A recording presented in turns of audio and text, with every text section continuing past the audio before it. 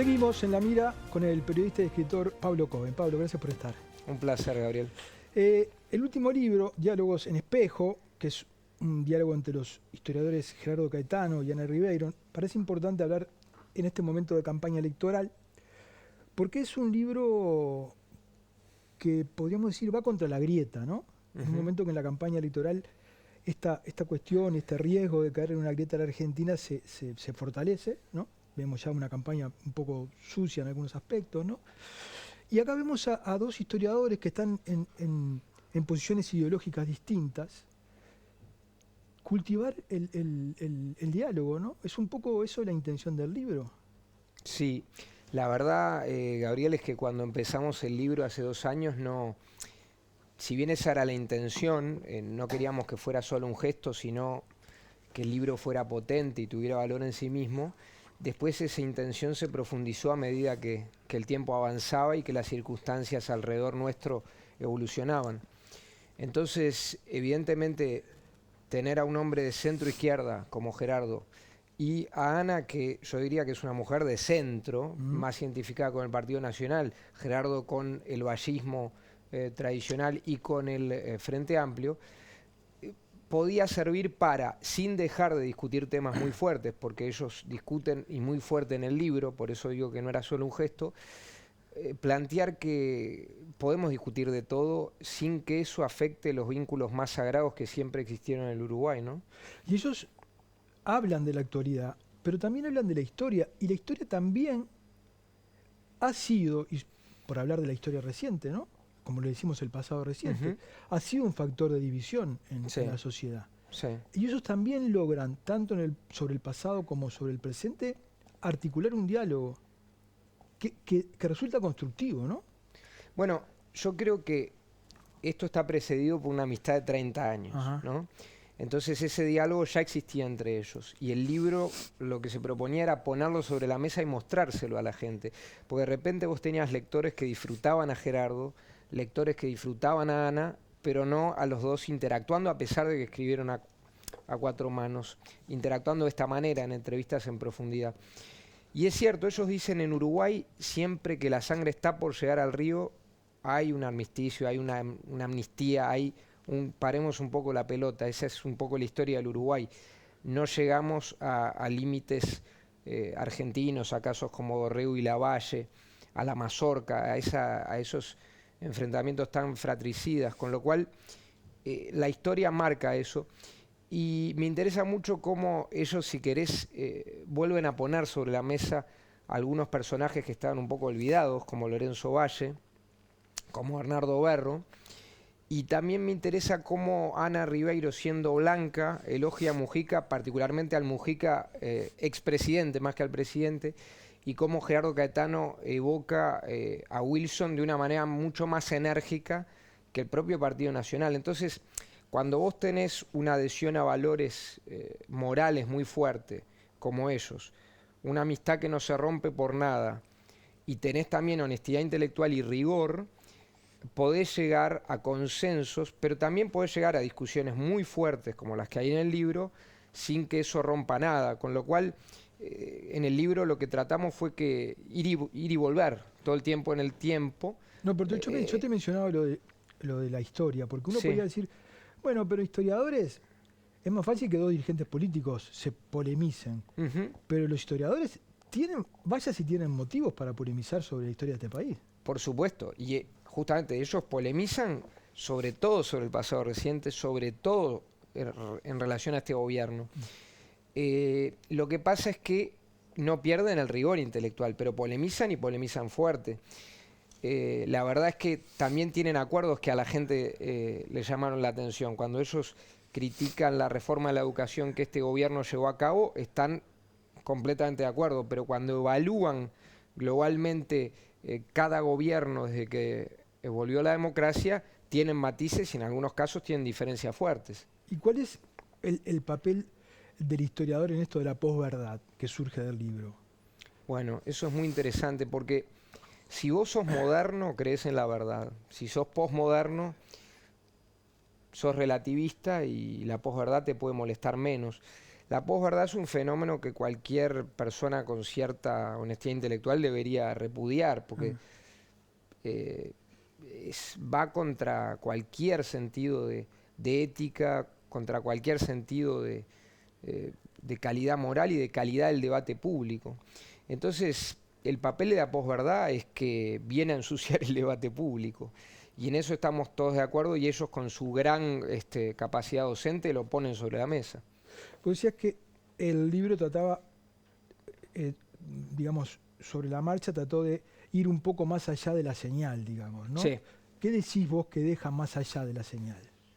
Mira, deja un diálogo muy profundo sobre temas muy diversos, como la eutanasia, el aborto, temas filosóficos, la formación de ellos, los mentores que le ayudaron a ser quienes son, José Pedro Barrán, por ejemplo, el pasado reciente que vos mencionabas, el pasado más pretérito, porque también hay polémica cuando hablas de Herrera o de Valle y Ordóñez. Sí, o de Rivera. O de Rivera, que ahí quizá coincidan más, si querés, en la condena a Rivera.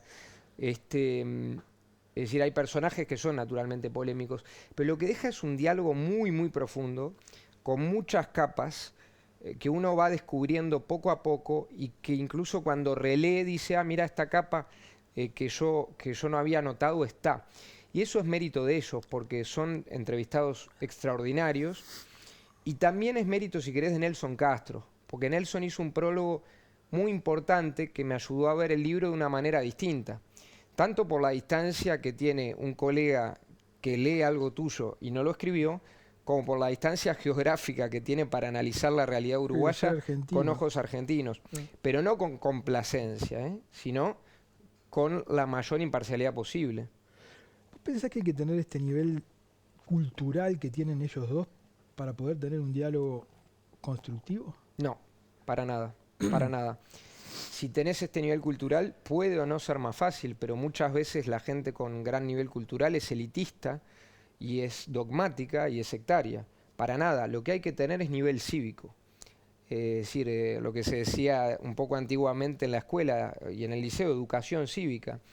Cuando hablamos del Uruguay vallista, hablamos de una construcción cultural, en la cual, por mérito a alguien que no tenía, como dice la calle Herrera de Tabaré Vázquez, alguien que nació en condiciones muy humildes, llega a ser doctor en la Universidad de la República, llega a ser grado 5, llega a ser intendente, llega a ser presidente, llega a ser empresario de la medicina.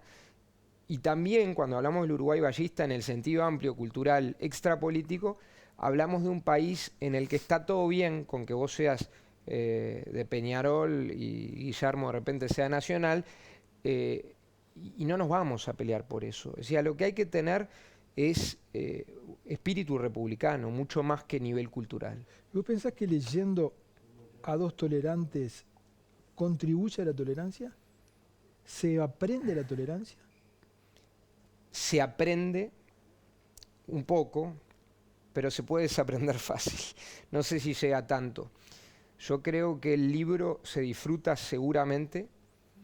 Podés decir, qué bárbaro esto, te puede llegar de manera profunda, como cualquier libro que tenga elementos periodísticos, literarios, intelectuales y de reflexión, pero creo que la gente no es cambiada profundamente por un libro. Si no seríamos... directamente estaríamos en iglesia, si no tenemos esa pretensión, pero tampoco creo que ningún libro pueda llegar a eso. Y ellos no dejan de ser ellos para lograr este nivel de tolerancia. No, justamente. Son muy ellos, ¿no? Son ellos auténticamente, es decir, son los amigos que cuando se apaga el micrófono se siguen haciendo las bromas que se hacían con el micrófono prendido. Porque la gracia de la tolerancia es ser uno. Exactamente. Si el vos tema cambiás, no tiene ningún sentido, es una tolerancia ficticia. Lo que pasa es que ahí hay otro tema. La gente cree a veces que la tolerancia tiene que ver o con el nivel intelectual o con los acuerdos intelectuales. Y yo estoy seguro de que vos y yo tenemos amigos que no siguen nuestro trabajo, para nada, ¿no? Que saben cómo nos va y todo, pero no siguen nuestro trabajo. ¿Por qué? Porque la amistad está basada en el afecto, no en las afinidades intelectuales. Entonces tú primero querés a la persona y la aceptás como es. Y eso pasa con ellos. Pero lo otro, Gabriel, es que cuando vos estás de acuerdo respecto de lo más profundo que puede tener un ser humano, que es la calidad humana justamente, el respeto a la no violencia, al Estado de Derecho, a la república laica y democrática, los desacuerdos pueden ser muy profundos, pero no cambian tu esencia. Ellos tienen esa esencia republicana. Entonces, igual la tolerancia, Pablo, debería superar los afectos personales. Sin duda, porque si no solo los amigos podrían debatir con tolerancia. Exacto. No, la tolerancia debería ser un punto de partida irrenunciable. Lo que pasa es que si nosotros decimos, nos conformamos diciendo no llegamos al nivel argentino de crispación. Bueno, sí, no llegamos, pero si seguimos así vamos a llegar. Entonces, debería ser un punto de partida. Cada vez es menos. Basta ir a cualquier asado familiar o de amigos. Ojalá sea por lo menos, no termine siendo un punto de llegada. Pero tampoco me encanta la palabra tolerancia, porque te tolero pero te miro de costado. Yo prefiero aceptación, aceptación de la disidencia y no enfrentar las discusiones en términos personales. Es decir, si estás de acuerdo sos un tipazo y vamos a ser amigos, y si no estamos de acuerdo empieza esa grieta irrenunciable con posiciones innegociables, que es un poco a lo que te llevan los gobiernos extremistas de los dos polos, porque te lleva Cristina Kirchner y te lleva Milei a dividir la sociedad en buenos y en malos, estilo Ernesto Laclau. Entonces, cuando las sociedades civiles solas caen en eso y después tú defendés a alguien a muerte, yo defiendo a otra persona y después esas personas de repente están acordando cosas que nosotros ni sabemos, se pierde de alguna manera la paz social. Se pierde más que la paz social, la concordia. Igual es importante señalar, Pablo, me parece, porque es una cosa que bueno, yo veo mucho, y es que hablamos de no haber llegado a la grieta en un nivel de élite, digamos, ¿no? Pero abajo tenemos una grieta social que es importante. Por supuesto. Cuando Gerardo habla de la primera infancia en el Uruguay, de la evolución, de la evolución claramente negativa de la primera infancia en el Uruguay, bajo todos los indicadores en que quieras medirla, está hablando de eso.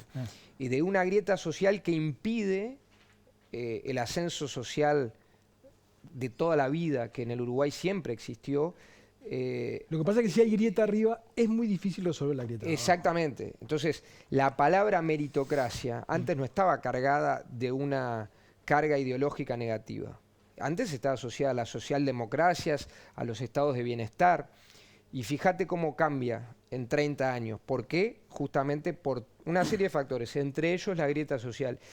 Pero esa grieta social no cambia sin educación. Y la verdad es que si vos ves todos los países desarrollados, todos, sean socialdemócratas o liberales, del centro a la derecha y del centro a la izquierda, tienen un porcentaje del PBI en educación innegociablemente alto. Después podemos hablar de la calidad, que la educación muchas veces es corporativista y sectaria, perfecto, pero primero hay que invertir.